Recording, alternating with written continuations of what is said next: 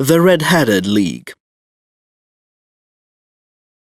"Well, Watson," said Holmes when our visitor had left us, "what do you make of it all?" "I make nothing of it," I answered frankly. "It is a most mysterious business." "As a rule," said Holmes, "the more bizarre a thing is, the less mysterious it proves to be. It is your commonplace, featureless crimes which are really puzzling, just as a commonplace face is the most difficult to identify. But I must be prompt over this matter." "What are you going to do then?" I asked. "To smoke," he answered. "It is quite a three-pipe problem, and I beg that you won't speak to me for 50 minutes. He curled himself up in his chair, with his thin knees drawn up to his hawk-like nose, and there he sat with his eyes closed and his black clay pipe thrusting out like the bill of some strange bird. I had come to the conclusion that he had dropped asleep, and indeed was nodding myself, when he suddenly sprang out of his chair with the gesture of a man who has made up his mind and put his pipe down upon the mantelpiece. "Sarasate plays at the St. James Hall this afternoon," he remarked. "What do you think, Watson? Could your patients spare you for a few hours?" "I have nothing to do today. My practice is never very absorbing." "Then put on your hat and come. I'm going through the city first, and we can have some lunch on the way. I observe that there is a good deal of German music on the program, which is rather more to my taste than Italian or French. It is introspective, and I want to introspect. Come along." We travelled by the Underground as far as Aldersgate, and a short walk took us to Saxe-Coburg Square, the scene of the singular story which we had listened to in the morning. It was a poky little, shabby-genteel place, where 4 lines of dingy 2-storied brick houses looked out into a small railed-in enclosure, where a lawn of weedy grass and a few clumps of faded laurel bushes made a hard fight against a smoke-laden and uncongenial atmosphere. 3 gilt balls and a brown board with Jabez Wilson in white letters upon a corner house announced the place where our red-headed client carried on his business.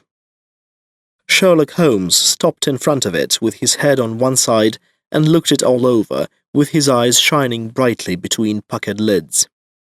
Then he walked slowly up the street, and then down again to the corner, still looking keenly at the houses. Finally he returned to the pawnbroker's, and having thumped vigorously upon the pavement with his stick 2 or 3 times, he went up to the door and knocked. It was instantly opened by a bright-looking, clean-shaven young fellow, who asked him to step in. "Thank you," said Holmes. "I only wished to ask you how you would go from here to the Strand." "Third right, 4th left," answered the assistant promptly, closing the door. "Smart fellow, that," observed Holmes as we walked away. "He is, in my judgment, the 4th smartest man in London. And for daring, I am not sure that he has not a claim to be 3rd. I have known something of him before." "Evidently," said I, "Mr. Wilson's assistant counts for a good deal in this mystery of the Red-Headed League.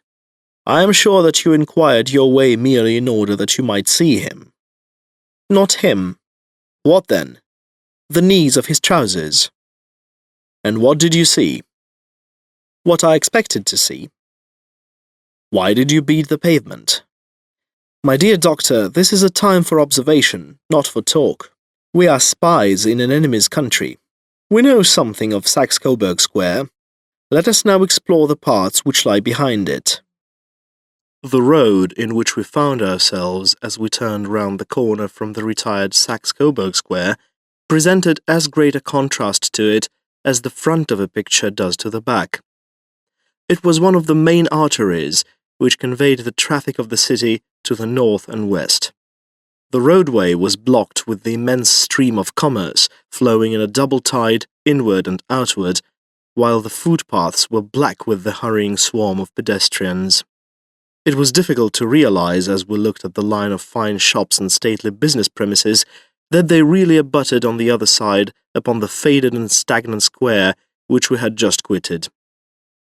"Let me see," said Holmes, standing at the corner and glancing along the line. I should like just to remember the order of the houses here.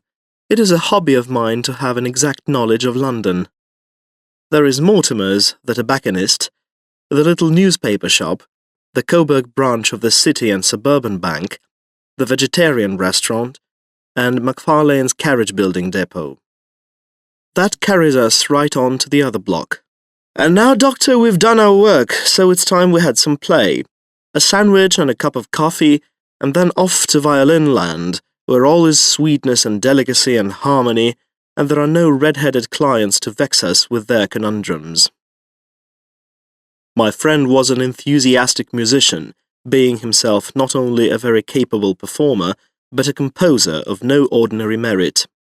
All the afternoon he sat in the stalls wrapped in the most perfect happiness, gently waving his long, thin fingers in time to the music, while his gently smiling face and his languid, dreamy eyes were as unlike those of Holmes the sleuth-hound, Holmes the relentless, keen-witted, ready-handed criminal agent, as it was possible to conceive.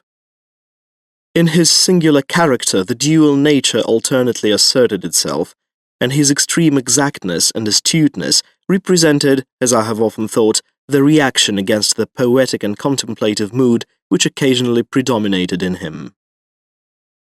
The swing of his nature took him from extreme languor to devouring energy, and, as I knew well, he was never so truly formidable as when, for days on end, he had been lounging in his armchair amid his improvisations and his black-letter editions. Then it was that the lust of the chase would suddenly come upon him, and that his brilliant reasoning power would rise to the level of intuition, until those who were unacquainted with his methods would look askance at him as on a man whose knowledge was not that of other mortals.